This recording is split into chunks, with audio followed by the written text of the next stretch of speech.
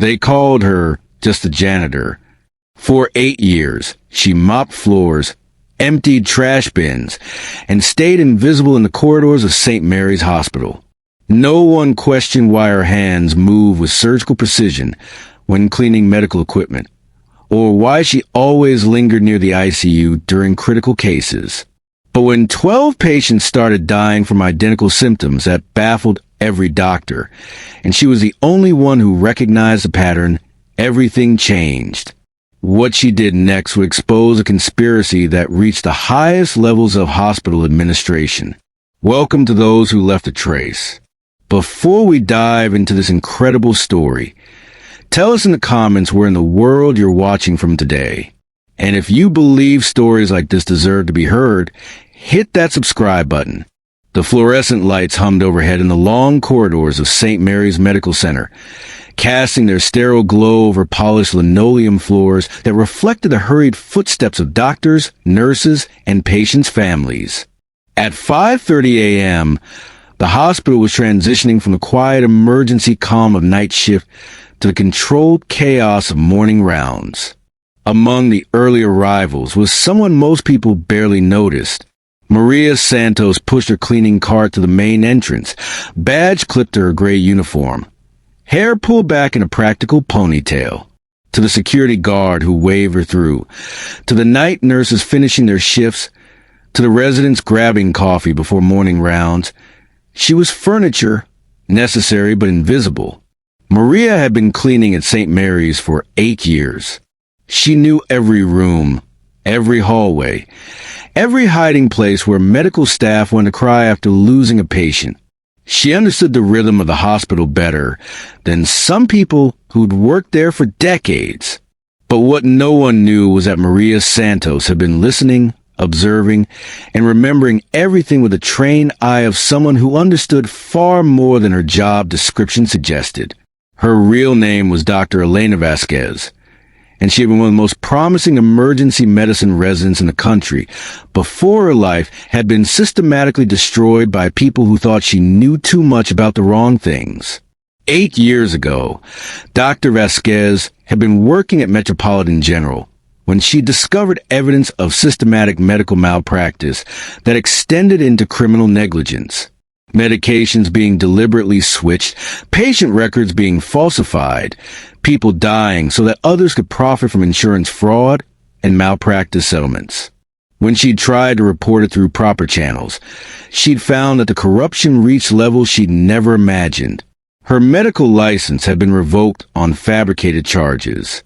Her reputation had been systematically destroyed through a whisper campaign that painted her as unstable, unreliable, dangerous to patients. Every door in medicine had been closed to her. Every contact she'd spent years cultivating had suddenly become unavailable. But Elena Vasquez was a survivor. If she couldn't practice medicine officially, she would find another way to save lives. The identity of Maria Santos had been carefully constructed, false but functional documentation, employment history that would pass casual scrutiny, references that led to people who would verify her story without asking uncomfortable questions. For 8 years, she had worked the early morning shift, arriving before most of the medical staff, cleaning rooms and equipment while listening to conversations that happened around her as if she weren't there. Doctors discussed cases in elevators. Nurses gossiped about procedures in supply closets. Administrators made deals in conference rooms they assumed were private. And gradually, Dr. Elena Vasquez had begun to see patterns that the official medical staff missed. This morning started like any other, until she entered room 314 and saw something that made her blood run cold. The patient was Mrs. Chun, a 67-year-old woman who had been admitted 3 days earlier for routine gallbladder surgery. The procedure had gone perfectly according to all official reports, but Mrs. Chun was connected to life support equipment that hadn't been there the day before. Her chart, clipped to the foot of the bed, showed vital signs that told a story no one was supposed to be reading. Elena recognized the symptoms immediately. The specific combination of organ failure markers, the progression of neurological degradation, the way the patient's body was shutting down in a sequence that was far too organized to be natural. Mrs. Chen was being poisoned. Elena had seen these exact symptoms twice before in the past month, in patients who had died despite receiving what everyone agreed was excellent medical care. She had filed the observations away in her memory, but hadn't been able to access the kind of information needed to confirm her suspicions. Until now, she moved through her cleaning routine with automatic precision, while her mind raced through possibilities. The poisoning was sophisticated, not something that would show up on standard toxicology screens, administered in doses that would mimic natural complications from surgery or underlying health conditions. Someone with advanced medical knowledge was systematically killing patients, and they were good enough at it that no one in the official medical hierarchy had noticed the pattern. Elena finished cleaning room 314 and moved to her next assignment, but her thoughts remained focused on Mrs. Chun. As she worked, she began mentally cataloging every detail she could remember about the other suspicious cases: room numbers, attending physicians, nursing assignments, medication schedules, timing of symptoms. By the end of her shift, she had identified a pattern that made her stomach turn with recognition and rage. All of the suspicious deaths had occurred in patients under the care of Dr. Richard Morrison, the hospital's chief of surgery and one of the most respected physicians on the East Coast. Moreover, all the patients had been elderly, covered by comprehensive insurance policies, and scheduled for routine procedures that should have had minimal risk factors. Someone was selecting victims based on their financial value, killing them in ways that would generate maximum insurance payouts while avoiding suspicion from medical review boards. That evening, Elena sat in her small apartment surrounded by medical journals, research papers, and notebooks filled with observations accumulated over 8 years of invisible surveillance. She had enough evidence to confirm her suspicions, but not enough to prove them in a way that would convince authorities who had already demonstrated their willingness to destroy her credibility. She needed access to medical records, laboratory results, medication logs, information that existed somewhere in the hospital's computer systems, but was protected by security measures designed to keep people exactly like her from accessing it. Unless, of course, they didn't realize who she really was. The next morning, Elena arrived at work with a plan that would either expose the conspiracy or get her killed in the process. She had spent the night researching the hospital's computer systems, using knowledge accumulated from years of observing how doctors and nurses access patient information. During her cleaning rounds, she began paying closer attention to how medical staff use computer terminals, memorizing passwords and access codes with a visual memory that had made her one of the top students in medical school. She noted which terminals were left unattended, which rooms had computer access during shift changes, which passwords were written on sticky notes attached to monitors. By the end of the week, Elena had gained unauthorized access to St. Mary's medical database. What she found confirmed her worst fears and revealed a conspiracy that was far larger and more sophisticated than she had imagined. Dr. Morrison wasn't working alone. The conspiracy involved at least 3 other physicians, 2 pharmacy supervisors, a medical records administrator, and someone in the insurance processing department. They had been systematically selecting patients based on demographic profiles that made them ideal victims: elderly, wealthy, covered by comprehensive insurance policies that would pay substantial death benefits. The murder method was elegant in its simplicity. Patients would be admitted for routine procedures, then given medications that would interact with their existing prescriptions to create complications that appeared to be natural medical emergencies. The symptoms would develop over several days, giving the medical team multiple opportunities to perform expensive procedures and run diagnostic tests that would inflate the final medical bills before the patient died. The insurance companies would pay out death benefits and medical costs without question, because the deaths appear to be tragic but unavoidable complications of necessary medical care. The hospital would receive payment for all procedures performed, while Dr. Morrison and his co-conspirators would receive kickbacks from the insurance processing for maintaining a manageable mortality rate that kept payouts within acceptable statistical parameters. Elena calculated that the conspiracy had been operating for at least 3 years and had resulted in the murders of more than 40 patients who had trusted the hospital to save their lives. But having evidence and being able to do something with it were two entirely different problems.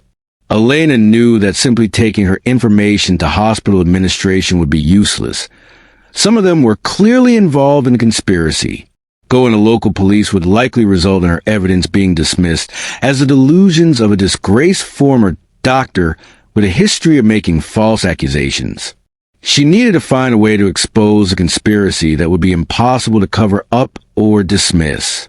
The solution came to her when she overheard Dr. Morrison scheduling another routine procedure for the following week. The patient was Mr. William Foster, a 72-year-old retired teacher with comprehensive insurance coverage who had been admitted for what should have been a simple hernia repair.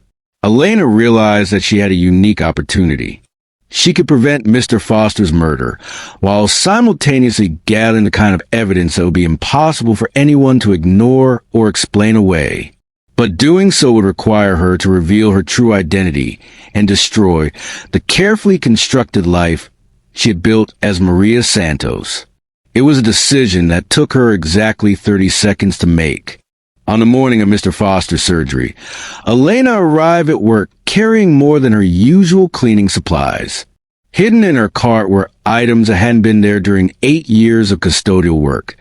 A digital recorder, a camera capable of documenting medical procedures, and a small vial containing a substance that would neutralize the poison she knew Dr. Morrison intended to administer. She also carried something else, a laminated copy of her original medical license, the one that had been revoked 8 years earlier, but never officially destroyed. Elena positioned herself in the supply room adjacent to Operating Theater 3, where Mr. Foster's surgery was scheduled to take place. From her vantage point, she could observe the entire procedure through a window that was normally used by medical students and residents to watch operations. What she saw confirmed every suspicion she had developed over 8 years of careful observation. The hernia repair proceeded normally for the first hour. Mr. Foster's vital signs remained stable. The surgical team performed their duties with professional competence, and everything appeared to be proceeding according to standard medical protocol. Then, during what should have been the final phase of the operation, Elena watched Dr. Morrison discreetly add something to Mr. Foster's foreline, a substance that didn't appear on any surgical chart, hadn't been prescribed by any physician, and wasn't part of any standard medical protocol. Elena recognized the substance immediately, a compound that would interact with Mr. Foster's blood pressure medication to create a cascade of organ failures that would appear to be a tragic but unavoidable surgical complication. She had perhaps 15 minutes before the interaction would become irreversible. Elena didn't hesitate. She walked out of the supply room, through the restricted access corridor, and directly into Operating Theater 3. The surgical team's reaction was immediate and predictable. Dr. Morrison looked up from the patient, his face showing a combination of outrage and confusion. "What the hell are you doing in here?" he demanded. "Security, get this woman out of my operating room." But Elena was already moving toward the floor line with the confidence of someone who belonged exactly where she was. "Dr. Morrison," she said in a voice that carried authority no janitor should have possessed, "you need to flush that floor immediately and administer 20 milligrams of naloxone. The patient is going into anaphylactic shock from a drug interaction that will kill him in approximately 12 minutes. The anesthesiologist looked confused. "What drug interaction? We haven't administered anything that should cause." "Check his chart," Elena interrupted, pulling Mr. Foster's medical records from her uniform pocket. "He's taking lisinopril for blood pressure control. The compound Dr. Morrison just added to his floor will create a reaction that mimics surgical complications, but it's actually systematic poison designed to kill him for insurance money." The operating room fell silent, except for the sound of medical equipment monitoring Mr. Foster's increasingly unstable vital signs.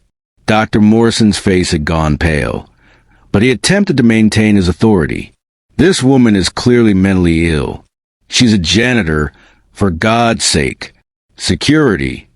But Elena was already attaching monitoring equipment to Mr. Foster with the practiced efficiency of someone who had performed similar procedures thousands of times.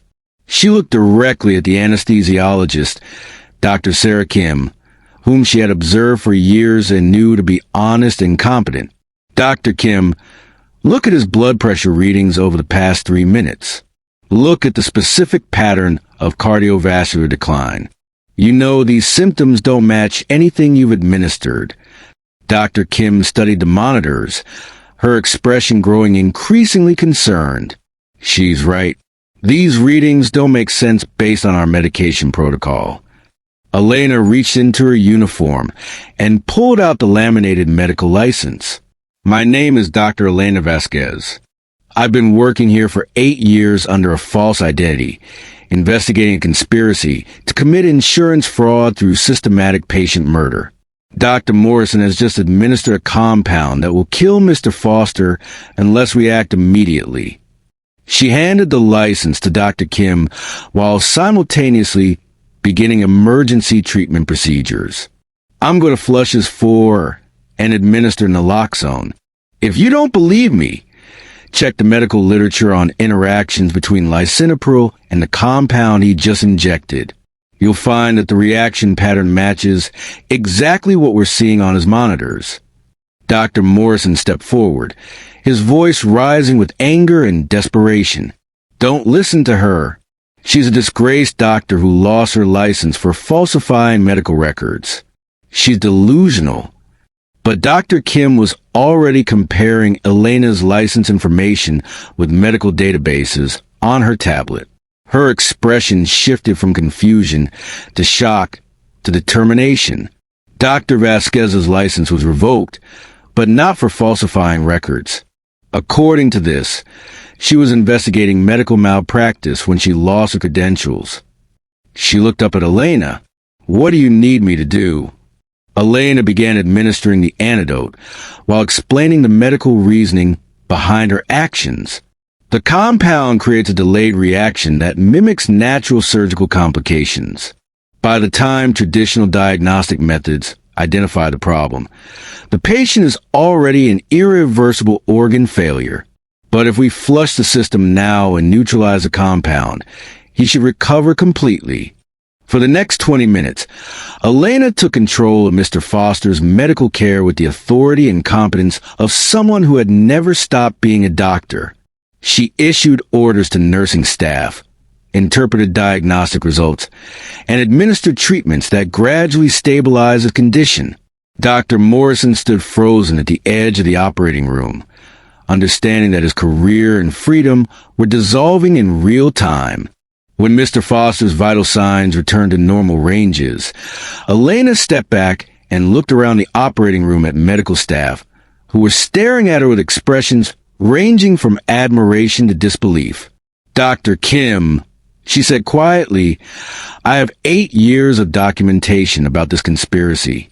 Patient names, medication records, insurance payouts, evidence of systematic murder that reaches into hospital administration. But I need someone with official medical credentials to help me present this information to authorities who will take it seriously. Dr. Kim nodded slowly. What do you need me to do? Elena smiled the first time in 8 years. Help me save lives the way we're supposed to. Within 6 hours, Elena's evidence had been turned over to federal investigators. Dr. Morrison and 4 co-conspirators had been arrested, and St. Mary's Hospital was under federal investigation for systematic insurance fraud and patient murder.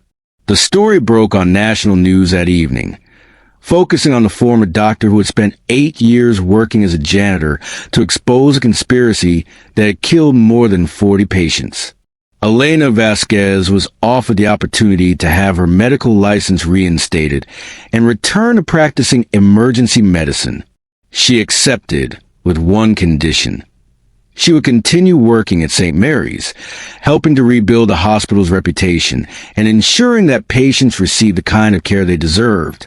But she kept her apartment in the same neighborhood where Maria Santos had lived, and she still arrived at work early in the morning, because some habits developed over 8 years of invisible service were worth preserving.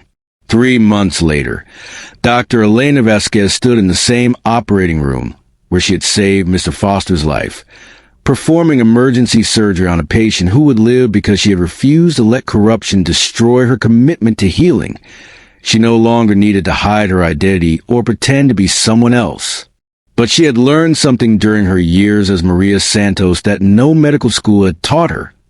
The most important healing often happens in the shadows, performed by people whose names will never appear in medical journals, but whose dedication to saving lives transcends any official recognition. When her shift ended that day, Elena walked past the janitor's closet, where she had stored her cleaning supplies for 8 years. The new custodial staff member, a young man named David who reminded her of herself at the beginning of this journey, was organizing supplies with the same careful attention to detail that had characterized her own work. She nodded to him as she passed, understanding that in hospitals, as in all places where life and death decisions are made daily, the people who seem invisible are often the ones seeing everything most clearly. Elena had learned to hide in plain sight in order to save lives. Now she would save lives in the open, but she would never forget the lessons learned during 8 years of careful observation from the shadows. Because sometimes the most important healing happens when no one is watching, and sometimes the people who clean up after others are the ones who truly understand what needs to be fixed. If this story moved you, share it with someone who believes that heroes come in many forms, and that the most important work often goes unrecognized until the moment when everything depends on someone having the courage to step forward.